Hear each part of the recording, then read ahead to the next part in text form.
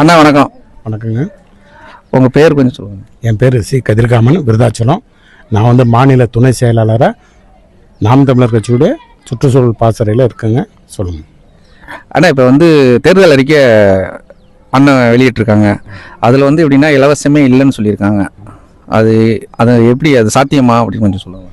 இலவசம் எதுக்கு தராமல் முதல்ல இலவசங்கிறத நம்ம ஒழிக்கணுங்கிறதுக்காக தான் ஒரு மாற்றம் செய்கிறோன்னு சொல்லுவாங்க.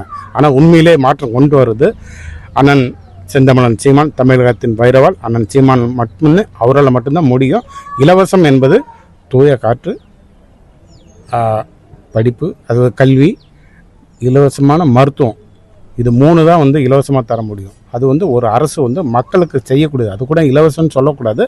மக்கள் தன்னுடைய மக்களுக்கு அரசாக என்ன செய்யணுமோ இதுதான் முதன்முறையாக செய்யணும். இதுதான் முதல். இப்போ எப்படின்னு பார்த்தீங்கன்னா, இப்போ உங்கள் ஆட்சி வரைவில் என்ன சொல்லியிருக்கீங்கன்னா, விவசாயம் மாடு மேய்க்கிறத வந்து அரசு பணி ஆகும்னு சொல்லியிருக்கீங்களா?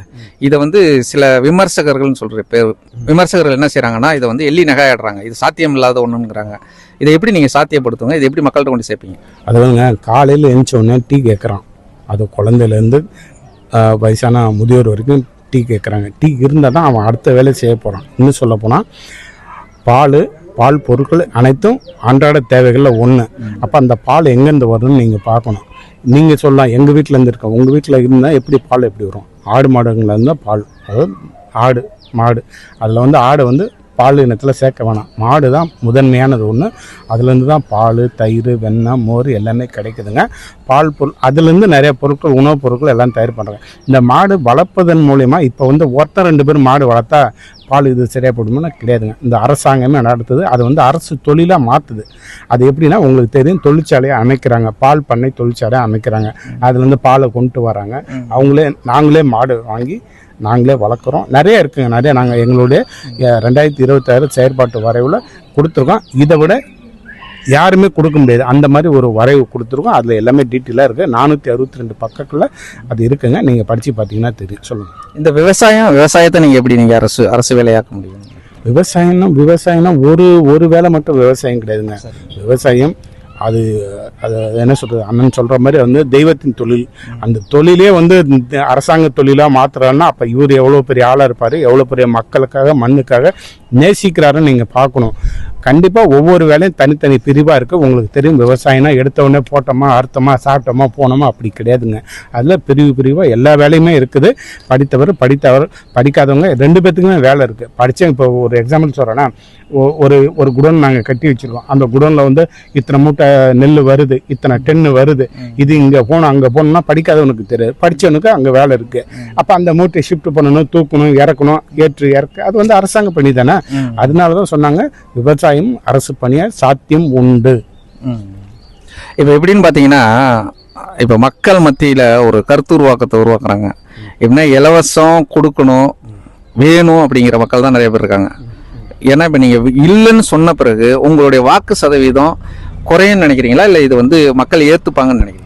இலவசம் இல்லைங்கிறது நாங்கள் 2016 தேர்தலேருந்து சொல்லிக்கிட்டு தான் இருக்கிறோம். எங்ககிட்ட நாங்கள் இது வரைக்குமே 0.1 தான் ஆரம்பித்தோம். அப்பயும் நாங்கள் ஓட்டுக்காக நாங்கள் வந்து காசு தரல, இப்பவும் தரப்போகிறதில்ல. எங்களுக்கு தராமல் கிட்டத்தட்ட 30 லட்சத்துக்கு மேலே வாக்காளர் கொடுத்துருக்காங்கன்னா படித்தவர்கள், எங்களை புரிந்தவர்கள், இவர் வந்தால் சரியாக இருக்கும் என்ற நினைப்பவர்கள் எங்களுக்கு போடுவாங்க. இலவசம் வாங்கினா கொடுத்தாதான் ஓட்டு போடுவாங்கிறது அவன் ஓட்டு எங்களுக்கு தேவையும் இல்லைங்க. ஏன்னா இப்போ எள்ளி நகையாடுறாங்க. எப்படின்னு வச்சிங்களேன், இந்த இலவசங்களை எதுவும் உங்கள் திட்டங்களை யாரும் மக்கள் ஏற்றுக்கல, ஒரு கவுன்சிலர் கூட இல்லை, எம்எல்ஏ இல்லை அப்படிங்கிறது. கவுன்சிலர் இருக்கான், இந்த நாயங்களுக்கு தெரியல. கன்னியாகுமரியில் தமிழ்நாடு அரசாங்கம், இன்னும் சொல்ல போனால் திமுக அரசால் சிறந்த கவுன்சிலருங்கிற ஒரு கன்னியாகுமரி மாவட்டத்தில் இருக்காங்க.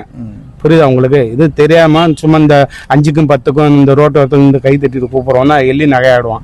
அவனை பற்றி நமக்கு கவலை கிடையாது. நமக்கெல்லாம் படித்தவர்களும் பண்பானவர்களும் இந்த மண்ணுக்காக உண்மையாக நிற்கிறவங்க யாரும் புரிந்து கொண்டவர்கள் எங்களை வந்து நகையாட மாட்டாங்க, எள்ளியும் நகையாட மாட்டாங்க, துல்லியும் நகையாட மாட்டாங்க. சும்மா மெண்டல் இதுங்களாம் செய்யுங்க.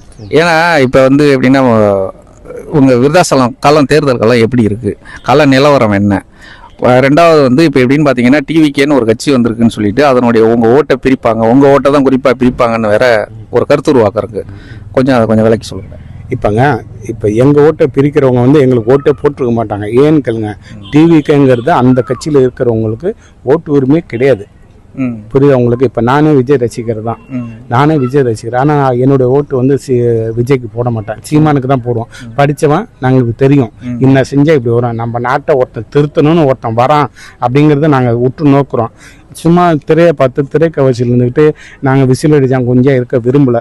நாங்கள் எங்கள் தலைவனை வந்து தரையிலேருந்து தான் தேடுறோம், திரையில் தேடல. அப்போ திரையில் தேடினவங்க கதி என்ன ஆச்சுன்னு பார்த்தீங்கன்னா அது வந்து புஸ்வானமாக ஆகிடுங்க.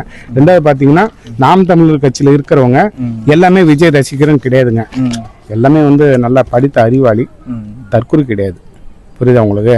இன்னும் சொல்ல போனால் அவங்களால எங்களுக்கு எந்த பாதிப்பும் கிடையாது. இப்போ கடந்த தேர்தலோட இந்த தேர்தலில் தான் நாங்கள் அதிகப்படியான வாக்குகளை வாங்குவோம். புரியுதா உங்களுக்கு. இப்போ கள நிலவரம் எப்படி இருக்கு நீங்க நினைக்கிறீங்க?